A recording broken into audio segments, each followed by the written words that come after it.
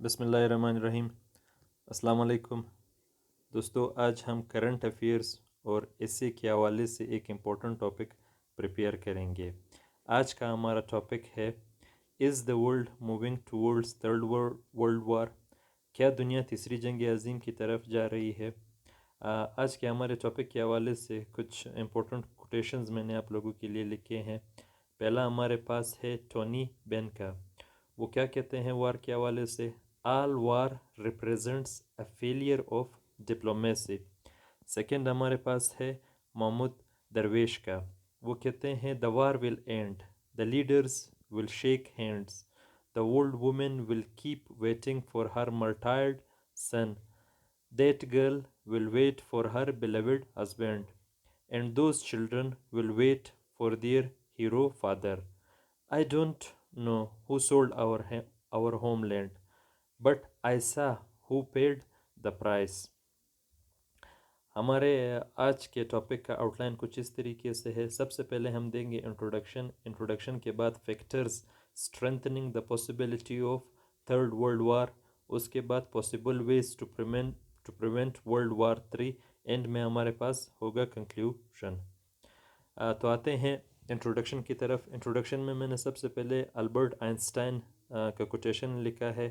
Albert Einstein کہتے ہیں میں نہیں جانتا کہ تیسری جنگ عظیم کن ہتھیاروں سے لڑی جائے گی، لیکن چوتھی جنگ عظیم لاٹھیوں اور پتھروں سے لڑی جائے گی۔ جنگ بدقسمتی سے انسانی تاریخ کا حصہ رہا ہے، یہ جنگ ازل سے چلی آ رہی ہے۔ 20ویں صدی یقیناً ایک خونی صدی تھی۔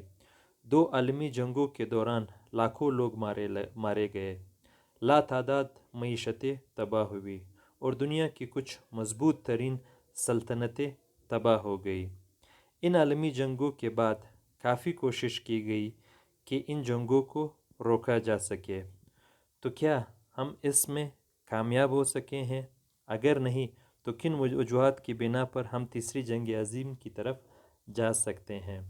ابھی تک جتنی جنگیں ہوئی ہیں ان کے میجر کازز کچھ اس طریقے سے ہیں کہ یہ جنگیں جو لڑی گئی یا تو سب سے پہلے نیڈ فار ریسورسز کی خاطر لڑی گئی، یا ان کے کنفلکٹنگ آئیڈیاز تھے، یا وہ اپنی ٹیریٹری کا ایکسپینشن چاہتے تھے، اور یا ریونج فار پرسیوڈ رانگس، یا فرسٹریشن وتھ اسٹیٹس کو، کہ وہ اپنے ان کے ملک کے جو گورنمنٹ تھے ان کے ساتھ وہ ایگری نہیں تھے۔ میجر جنگیں انہی کازز کی وجہ سے ابھی تک لڑی جا چکی ہے۔ ابھی آنے والی خدا نہ کرے کہ اس طریقے سے ہو کہ تیسری جنگ عظیم ہو، مگر کچھ اس طرح کے پوائنٹس ہیں جس کی وجہ سے دنیا تیسری جنگ عظیم کی طرف جا سکتی ہے۔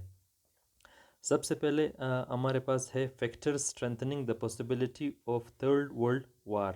پہلا ہمارے پاس ہے the ebb and flow of great power and Thucydides trap. Thucydides traps کے اس ٹرم کو ایک American political scientist Graham T Allison نے اس کو انٹروڈیوس کرایا۔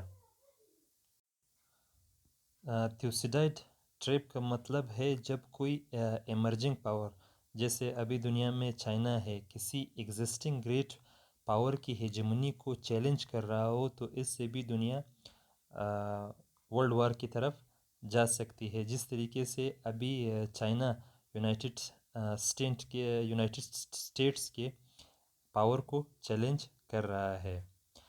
سیکنڈ میں ہمارے پاس آتا ہے Taiwan might be the straw that breaks the camel's back. Taiwan جس طریقے سے چائنا ابھی تک تائیوان کی انڈیپینڈنس کو نہیں مان رہا، اس وجہ سے بھی دنیا تیسری ورلڈ وار کی طرف جا سکتی ہے، اور اس کے ساتھ ساتھ ایران ہو گیا، نارتھ کوریا ہو گیا، یہ بھی کچھ اس طرح کے کنٹریز ہیں جو تھرڈ ورلڈ وار کو ٹریگر کر سکتے ہیں۔ تھرڈ پہ ہمارے پاس آتا ہے prepare your self for the water crisis. 2050 تک دنیا کی آبادی تقریباً 10 بلین تک پہنچ جائے گی۔ تو جس طریقے سے کلائمیٹ چینج آ رہا ہے، پانی کے کافی زیادہ مسائل ہوں گے۔ اس مسائل سے بھی، پانی کے مسائل کی وجہ سے بھی دنیا جنگ کی طرف جا سکتی ہے، اور دنیا فرنچ ریولوشن میں فوڈ سکیرسٹی کی وجہ سے یہ آلریڈی دیکھ چکی ہے۔ چوتھے نمبر پہ ہمارے پاس ہے economic collapse and peace are bed fellows. کافی اکانومیز جو ورلڈ وار ون اور ورلڈ وار ٹو میں جو برباد ہوئی، ٹھیک ہے، اس کے بعد کافی زیادہ پینڈیمکس مختلف دنیا نے فیس کیے، جیسے ریسنٹلی ابھی کووڈ دنیا میں گزرا اور ابھی تک وہ چلا آ رہا ہے، تو اس نے کافی دنیا کی اکانومیز کو تباہ کی۔ تو اکنامک کلیپسز بھی ایک میجر ریزن ہو سکتے ہیں وار کی طرف۔ پانچواں ہمارے پاس ہے الیکٹرانک وارز آن دا کارڈز۔ کچھ اس طرح کے کمپنیز ہیں جو اپنے ریکوائرمنٹس پورا کرنے کے لیے، جیسے مثال کے طور پر ہم سیل فونز کے ایک ایگزامپل لے لیں، کہ اپنے انڈسٹری کے ریسورسز کو پورا کرنے کے لیے ان کو copper, lithium, tin, silver, gold, nickel اور ایلومینیم کی ضرورت ہوتی ہے۔ یہ اس طرح کی ریسورسز ہیں جو دن بدن کم ہوتے جا رہے ہیں۔ ان میں سے اگر ہم لیتھیم کی ایگزامپل لے لیں تو افغانستان میں یہ کافی زیادہ مقدار میں پایا جاتا ہے۔ یونائٹڈ اسٹیٹس ابھی تک تقریباً آلموسٹ 2 ڈیکیڈز امریکہ نے افغانستان میں گزارے۔ جب یو ایس کا افغانستان سے وڈرا ہوا تو یہ ایک مرتبہ پھر ایک انٹرنیشنل اسپیس تمام ممالک کو مل گیا ہے کہ وہ افغانستان میں پھر ایک مرتبہ ان ریسورسز کے حوالے سے لڑ سکے۔ تو یہ الیکٹرانکس کی جو چیزیں ہیں یہ بھی دنیا کو وار کی طرف لے جا سکتی ہیں۔ 6 نمبر پہ ہمارے پاس ہے ماس مائگریشن میں spark the next world war 2۔ جس طریقے سے مسلمان روہنگیا جو میانمار میں تھے، جس طریقے سے انہیں مارا گیا، جس طریقے سے کشمیر میں ایشوز چل رہے ہیں، اسی طرح فلسطین میں ایشوز چل رہے ہیں، تو یہ اس طرح کے مظالم بھی تھرڈ ورلڈ وار کی طرف دنیا کو لے جا سکتی ہے۔ اس کے ساتھ ریسنٹلی ابھی جو رشیا نے یوکرین پر حملہ کیا، تو آلموسٹ 2 بلاک آلریڈی بن چکے ہیں، تو یہ بلاکس ایک مرتبہ پھر تیسری جنگ عظیم کی طرف جا سکتے ہیں۔ Failure of U N to prevent war, U N کا یہ ایک بہت بڑا فیلئر ہے کہ وہ اس طرح کی جنگوں کو ابھی تک نہیں روک سکا۔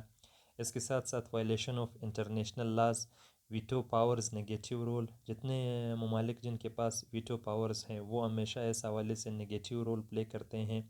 ایمرجنس آف ملٹری الائنس، جیسے نیٹو ہمارے پاس ایک ایگزامپل ہے، ٹھیک ہے، تو اس طرح کے ملٹری الائنسز بھی تھرڈ ورلڈ وار کی طرف دنیا کو لے جا سکتے ہیں۔ نیوکلیئر ریس بھی ایک ریزن ہو سکتا ہے۔ نگیٹیو رول آف میڈیا، جس طریقے سے رشیا اور یوکرین کے وار کو میڈیا پر دکھایا جا رہا ہے، ٹھیک ہے، اس طریقے سے یہ دنیا کو پھر ایک بڑی جنگ کی طرف لے جا سکتے ہیں۔ وار مونگر لیڈرز، کچھ اس طرح کے لیڈرز ہیں دنیا میں جو صرف وار چاہتے ہیں۔ تو یہ تمام چیزیں دنیا کو تیسری جنگ عظیم کی طرف لے جا سکتے ہیں۔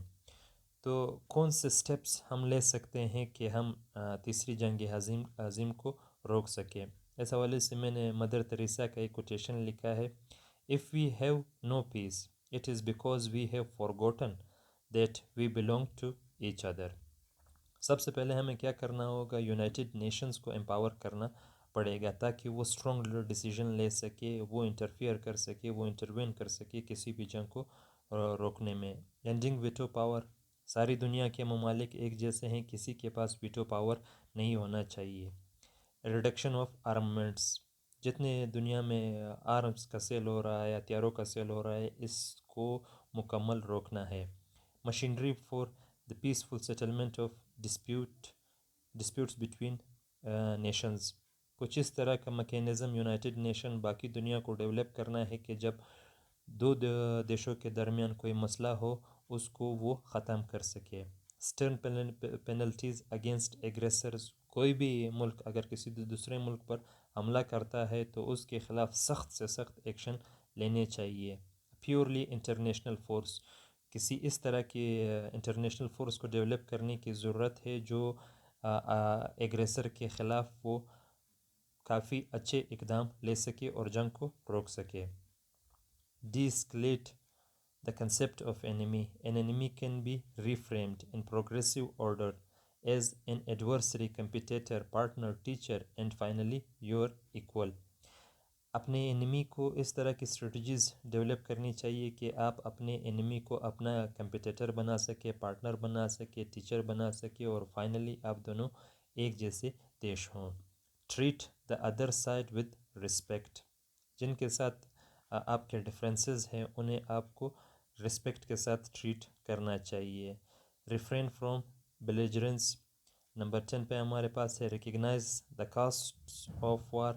جنگ کے جتنے کاسٹ ہے اس کو کیئرفلی کیلکولیٹ کرنا چاہیے. اور لاسٹ میں گیو پیس اے چانس.